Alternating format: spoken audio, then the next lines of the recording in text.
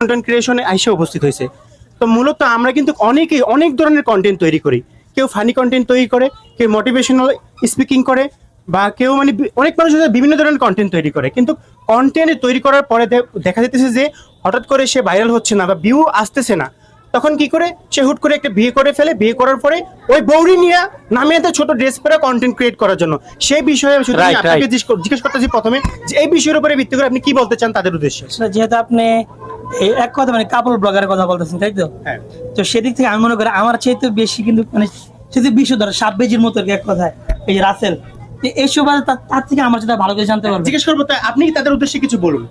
আসলে ভাই এটা বেসিক্যালি আমি অ্যাকচুয়ালি এটা পছন্দ করি না। কেন? আপনি যদি মানে কন্টেন্ট ক্রিয়েশন করেন, আপনার যদি ক্রিয়েটিভিটি থাকে, তাহলে কেন আপনার ওয়াইফকে নিয়ে আসতে হবে এই জায়গায়? আপনার জিনিসটা আপনি প্রচার করেন, আপনার প্রতি আপনি ফুটিয়ে তোলেন। সেখানে আমি মনে করি না যে এখানে এই বউ নিয়ে আসলে বিয়ে হবে। হ্যাঁ, তবে এটা বাস্তব, যারা পারে না, যারা ভেঙে পড়ে, সে লাস্ট পর্যন্ত কোনো মেয়ে কিংবা তার ওয়াইফকে নিয়ে ভিডিও করা শুরু করে। কিন্তু আমরা এটা তো করি না, কারণ আলহামদুলিল্লাহ আসলে মানে যারা বউ নিয়ে ভিডিও বানায় তাদের কোনো আসলে যোগ্যতা বলতে কিছু নাই। যাদের যোগ্যতা নাই তারাই বউ নিয়ে ভিডিও বানায়। মানে অ্যাকচুয়ালি এই জিনিসটাই রাইট, মানে যারা অযোগ্য, যারা পুরুষ হিসেবে অযোগ্য, যে আমি পারবো না, সেক্ষেত্রে তখন সে কোন একটা মেয়ে কিংবা তার ওয়াইফ। রাসেল ভাই এই বিষয়ে আপনি কিছু মন্তব্য করুন। ভাই যারা পারে না তারাই এসব বলে। তো মূলত আমি প্রথম পয়েন্টে যাই। ভাই যে আমার বিষয়টা বললো সাবদেজির মতো, ঠিক আছে? ভাই বউ ব্যবসায়ীর বিষয়টা আমার মাথার উপরে উঠে যাওয়াটা ঠিক হয়নি।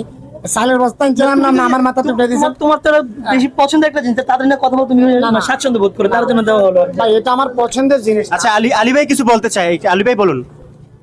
আসলে মূলত যারা কন্টেন্ট ক্রিয়েশন আইসা যারা বউ নিয়ে ভিডিও করে, এক নাম্বার হচ্ছে তাদের সমস্যা, তাদের পুরুষঙ্গ নাই। 2 নাম্বারে হচ্ছে ট্রান্সজেন্ডার। হ্যাঁ, তাদের লজ্জা শরম নাই।